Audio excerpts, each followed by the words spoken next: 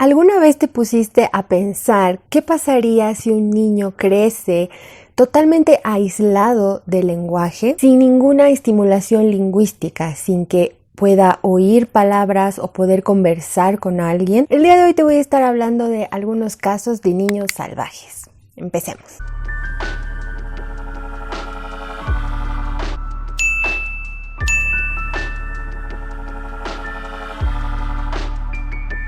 Hola, bienvenidos a Soy Fono, yo soy Jennifer, te dejo mis datos por aquí. Si es primera vez que estás viendo un video mío, te cuento que en el canal vas a poder encontrar mucha información acerca de la fonoaudiología, de qué hacemos los fonoaudiólogos, en qué áreas nosotros intervenimos, cómo ayudamos a las personas, y si estás buscando alguna patología en específico y no la encuentras en el canal, puedes dejármela en los comentarios para que yo pueda hacer un video sobre ello. El día de hoy el video es algo muy interesante. Estuve leyendo estos casos hace días y me pareció súper importante hacer un video sobre esto. Quizás tú ya sepas alguno de estos casos, quizás no, quizás viste alguna película, porque sí existen películas sobre estos casos que ya te voy a contar. Así que vamos a empezar. Vamos a hablar primero sobre las bases genéticas del lenguaje, algo que primero tenemos que tener claro. Entonces, ¿en qué medida el lenguaje es genético y en qué medida es una conducta aprendida? Bueno, hoy en día sabemos que el lenguaje es un resultado de ambos factores. Fue una cuestión realmente muy discutida durante muchos años. Los genéticos sugieren la posibilidad de la existencia de muchos genes que están a cargo del lenguaje, aunque uno de ellos es el gen FOXP2, que parece desempeñar el papel más importante. Y el ambiente también es un determinante.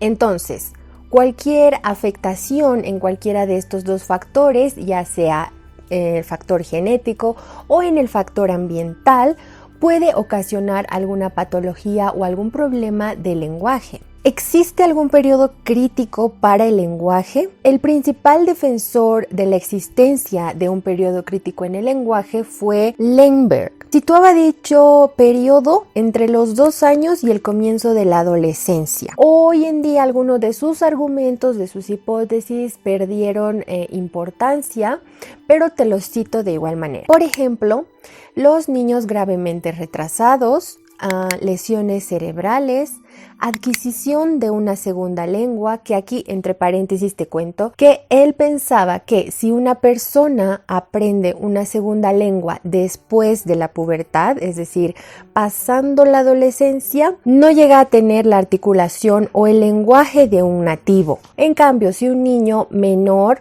aprende una segunda lengua, entonces sí podría llegar a tener un lenguaje como un nativo. Y niños que fueron expuestos tardíamente al lenguaje. Y es en este punto donde nos vamos a detener, es en este punto donde aparecen los niños salvajes que fueron criados sin la presencia del ser humano o aislados de toda forma de estimulación lingüística. Un experimento así no puede ser realizado, es decir, aislar de manera voluntaria a un niño recién nacido, aislarlo completamente, que esté solito. Este es el llamado experimento prohibido. Lastimosamente, la vida se encargó de que estos niños sí existieran, ya que fueron abandonados en edades muy tempranas, fueron criados por animales, como por ejemplo lobos, ovejas, osos, o que fueron criados por seres humanos, pero en total aislamiento. Entonces ahora te voy a contar sobre estos casos bastante interesantes. Vamos a empezar con el caso de Víctor, el niño de Aviron, o más conocido como el niño salvaje por la película de Truffaut. En enero de 1800 fue encontrado un niño en los bosques cercanos de la ciudad de Saint-Denis, en el distrito francés de Aveyron. Aparentemente el niño tenía entre 11 y 12 años, caminaba prácticamente desnudo, solamente estaba con una camisa que ya estaba totalmente rota, no hacía ningún tipo de sonido, a no ser que sean sonidos salvajes tipo guturales, como un animal. Posiblemente el niño fue abandonado a temprana edad. No pudieron determinar con exactitud a qué edad fue abandonado, y cualquier investigación que hicieron sobre su infancia o sobre todo lo que había pasado el niño previamente a lo que encontraron, pues no tuvieron éxito, no pudieron encontrar más información. El director del Instituto de Sordos de París, Sicard, escuchó hablar del caso y le interesó, pero Víctor no avanzó mucho con él. Tiempo después se hizo cargo de Víctor un ambicioso médico de nombre Jean-Marc Gaspard Itard, médico, pedagogo, pionero de la educación especial y la otorrinolaringología. Y fue él que le puso el nombre de Víctor. Le dedicó mucho esfuerzo a esta investigación sobre Víctor, lo crió y trabajó con él durante muchos años, creó varios juegos infantiles para poder comunicarse con él, y en algunos textos dice que algunos juegos todavía son usados en las guarderías o kinders donde están los niños. Entonces sí, él creó varios tipos de juegos pedagógicos para Víctor, para que él pudiera socializar. Desgraciadamente, todos los intentos de que Víctor pudiera imitar un lenguaje oral fueron un fracaso, a pesar de que Víctor tuvo bastantes avances en la lectura y la escritura,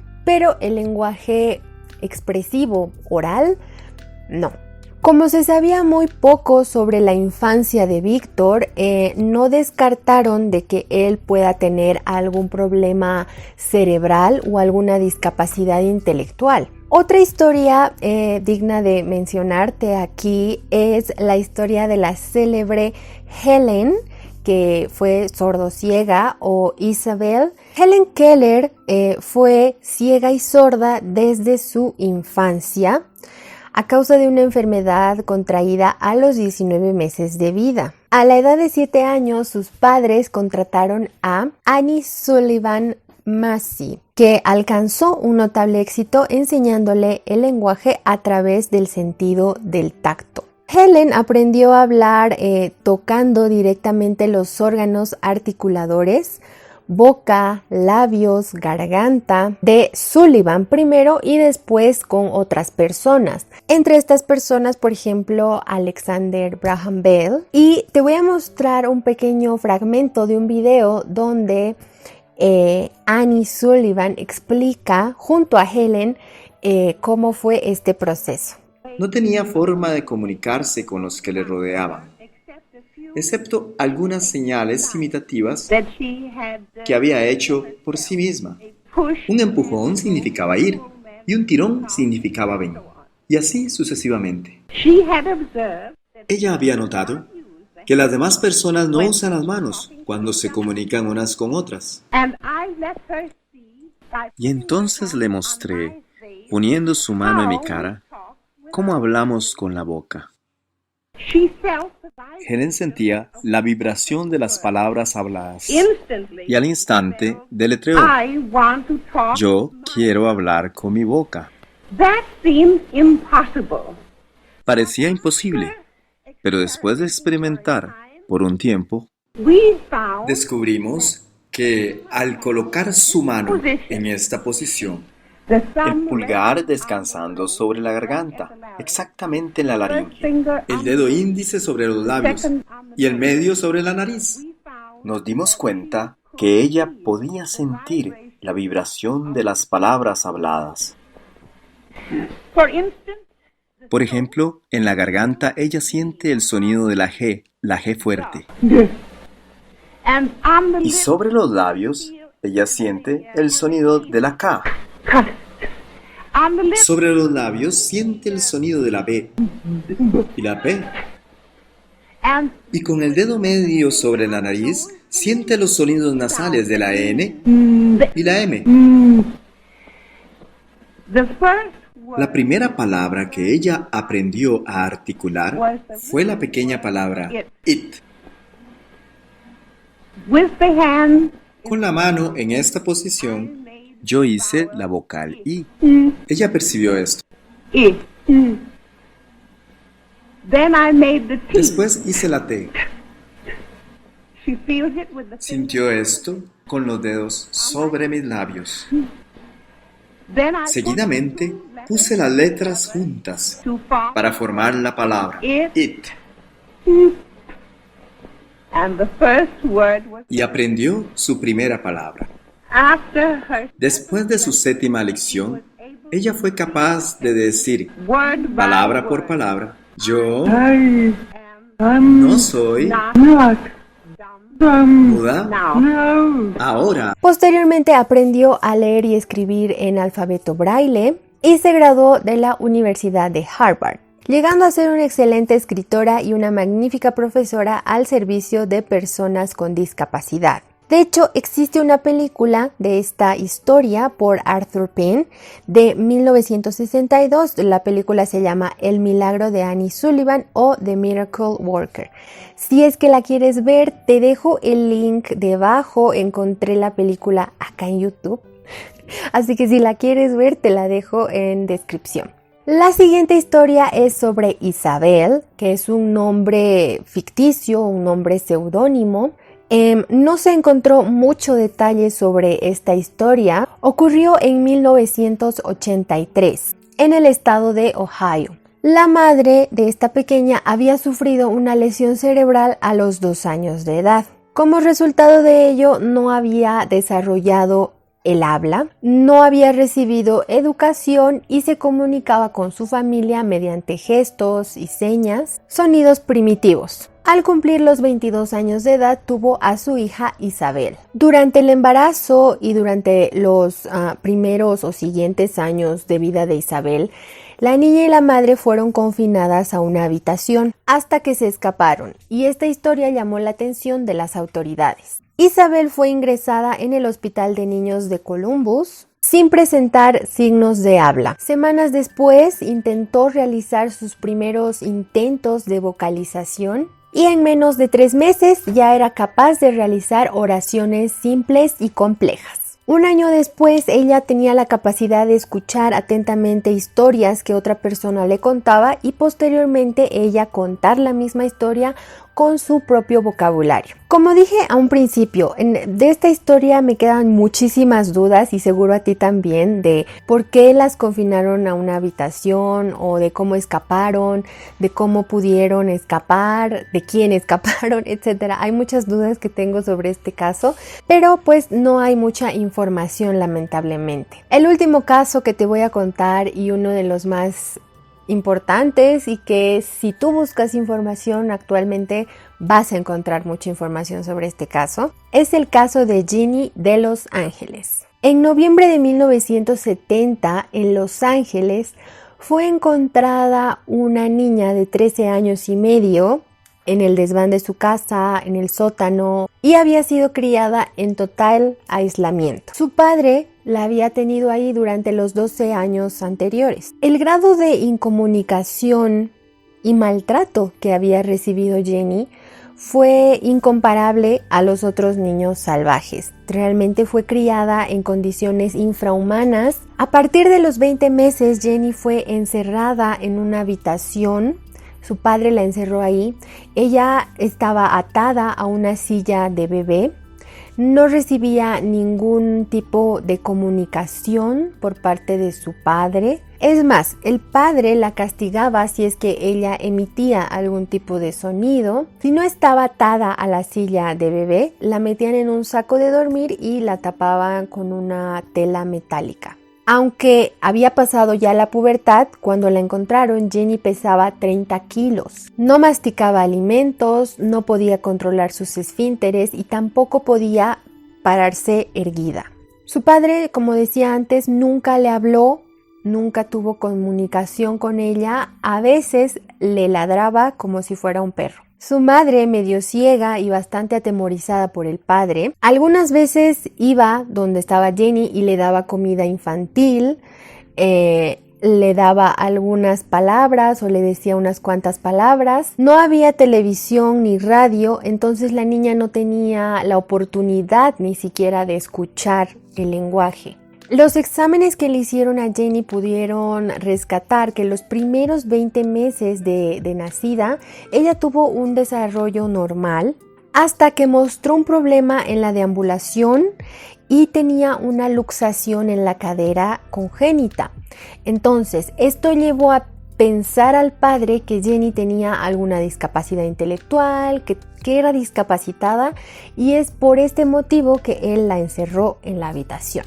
Al igual que el caso de Víctor, durante las primeras semanas de libertad de Jenny, mostró mucha curiosidad con el lenguaje y con el entorno. Comprendió palabras aisladas como madre, rojo, conejito, obviamente estas palabras en inglés. Sin embargo, era incapaz de realizar una oración simple y solo respondía a gestos. Los test psicológicos que le hicieron indicaban que Jenny estaba en una edad de 2 años mentalmente y su lenguaje también. Creció, ganó fuerza y con el tiempo aprendió cientos de palabras, sobrenombres de objetos y también aprendió a comprender el lenguaje. Por ejemplo, si una persona le preguntaba a otro niño ¿cuántos balones tienes? Y el niño decía 3, teniendo 2, Jenny miraba algo extraña y le pasaba un balón al otro niño, como decir ahora tienes 3. ¿Sabe? Entonces ya empezaba a comprender el lenguaje. Eso quiere decir que ella podía entender algo más que solo palabras aisladas. La persona que trabajó con Jenny e investigó a la pequeña fue Susan Curtis, que resumió lo esencial de su trabajo en un libro que te lo dejo ahí la imagen por si lo quieres buscar. Está creo en Amazon y pues puedes buscarlo, me parece súper interesante. Entonces, al cumplir 1 año del descubrimiento de Jenny, al haber estimulado a ella durante todo este año, le hicieron estudios para ver cuáles fueron sus avances y te los voy a decir ahora. Llegó a tener comprensión de una amplia variedad de estructuras sintácticas. Por ejemplo, las estructuras de negación. Si a ella le decían, muéstrame el conejito que no tiene zanahoria, en comparación a muéstrame al conejito que tiene zanahoria, ella escogía el correcto. Comprensión de adjetivos simples como grande, pequeño, delgado, largo, etc. Colocación de objetos en el espacio en relación con otros objetos, a través de preposiciones como abajo de, encima de, al lado de. Distinción entre singular y plural. También conjunciones de y, o, comprensión de pronombres, tiempos verbales y superlativos como grande, muy grande, el más grande. Y preguntas como ¿cuándo?, ¿dónde?, ¿por qué? Lo que más le dificultaba a Jenny era la comprensión de algunos tiempos verbales y pronombres de sujeto y objeto. De forma global, su lenguaje comprensivo había avanzado muchísimo, pero el avance del lenguaje oral fue más lento. Jenny pudo demostrar que su lenguaje comprensivo iba un paso más adelante que su lenguaje oral expresivo. Por ejemplo, una vez ella dijo: padre tomar trozo madera, golpear, llorar. Tampoco mostraba una conducta de verbalización espontánea, que esto podía ser secuela del maltrato que recibió. Jenny fue estudiada durante 5 años. Después de este tiempo, los avances se estancaron, se quedó ahí. Sin embargo, no fue capaz de adquirir un lenguaje gramatical correcto, no alcanzó aspectos dominados por niños de 4 años, por ejemplo. Su lenguaje carecía de la mayoría de los verbos. Hubo un periodo crítico en el lenguaje de Jenny. Los investigadores dicen que ella tenía muy poca experiencia lingüística antes de su pubertad y sin embargo logró notables avances en su lenguaje. Una hipótesis que decía que el aprendizaje del primer lenguaje resulta más difícil e incompleto después de la pubertad, como les decía, podría ser cierta en este caso, por ejemplo.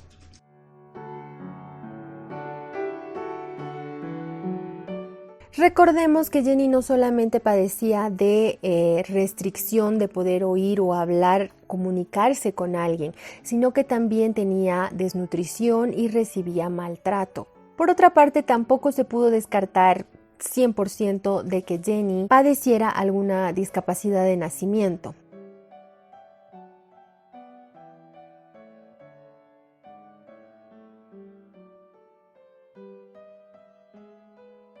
Entonces, escuchando ya todos estos casos, Danny Steinberg, que era un psicolingüista, señala 3 factores principales que hacen diferencia en estos casos. Por ejemplo, la edad de comienzo en que ocurrió la privación lingüística. Segundo, la duración de la privación. Y tercero, la posibilidad que existiera desde un principio cierta incapacidad o trauma físico o psíquico, como por ejemplo en los casos de Víctor y Jenny. Casos muy interesantes y tristes, realmente me parecieron de mucho valor para poder contarte en un video. Saber de estos casos me parece como un conocimiento general que debemos tener todos los fonos. Si es que estás estudiando fono, me alegro que hayas visto este video, porque es algo que tenemos que tener como base para nuestra carrera de algo, o alguna área afín, no sé, como psicología, por ejemplo. También es muy importante que conozcan este tipo de casos y así saber que, por ejemplo, en el caso de Helen, que una persona sordociega ha llegado tan alto, pues no hay casos imposibles, ¿verdad? Pero en los casos de Jenny y Víctor, yo creo que sí afectó muchísimo el maltrato que ellos pudieron haber recibido. Coméntame, déjame en comentarios qué te parecieron estos casos, qué opinas tú. Pienso que sí, que ambos factores van de la mano, tanto la manera genética como el ambiente. Espero que el video te haya gustado, ya sabes, cualquier sugerencia, coméntame qué te pareció. Si vas a ver la película o las películas, te las dejo todas los datos ahí en la parte de abajo, igual del libro. Así que bueno, espero que te haya gustado. Ya sabes que puedes seguirme en cualquiera de mis redes sociales, te las dejo de igual manera en la parte de abajo y conmigo hasta otro video.